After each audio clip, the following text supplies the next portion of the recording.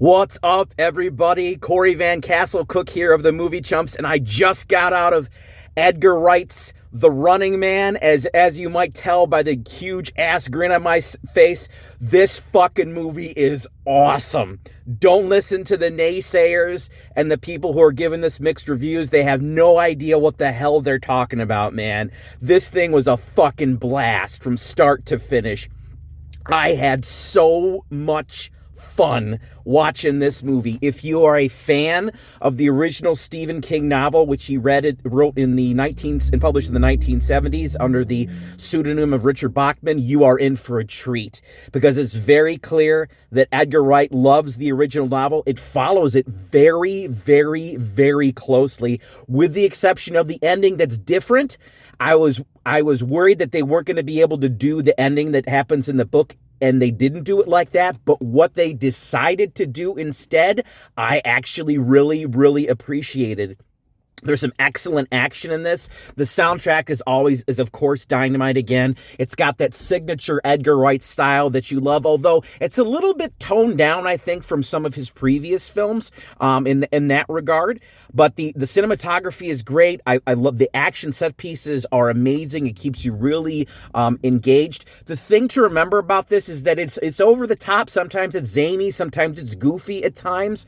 It seems people are going to say it's like tonally strange.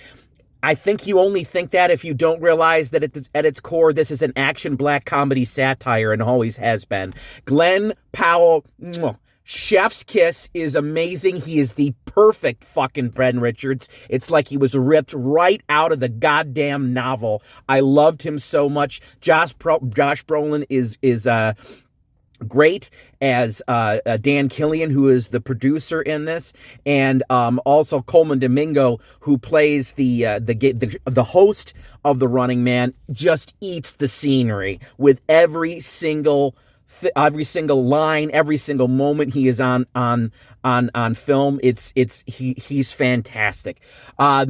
If I had a couple grievances with this movie, it's that the sound design was not as good as it should have been, with certain like explosions and things like that. And sometimes certain things drowned out the dialogue of others. So the sound mixing just wasn't, it bothered me a couple times.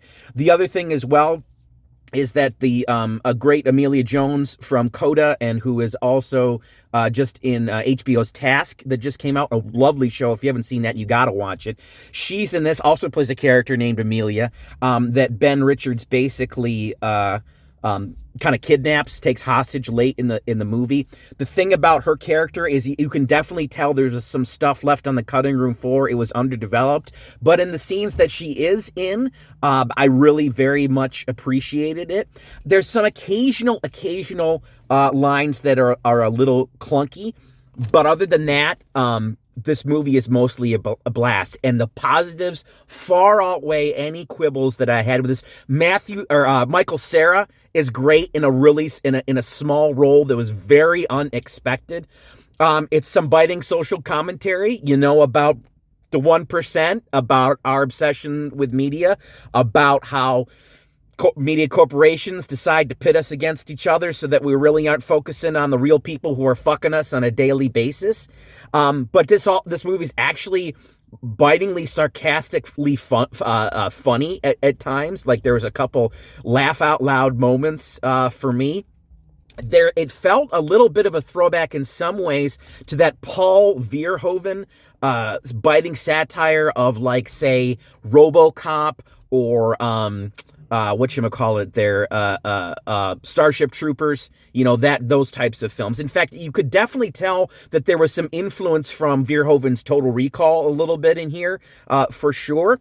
Fans of the original Arnold Schwarzenegger movie, if you're expecting a remake of that, that's not what this movie is. I love the original one as well, but I love this even more because of the fact that it is closer to the novel, and the Stephen King novel is very much close to my heart. Interestingly enough, he is an executive producer here. I'm kind of disappointed, though, because of the fact that I don't think this movie is going to make a lot of money.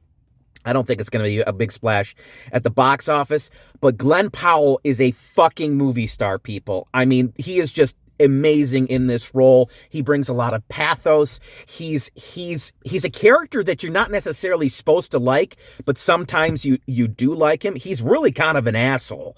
But he also is somebody who desperately cares about his family and comes to care about the society around him in some ways. So I really dug the hell out of this one, guys.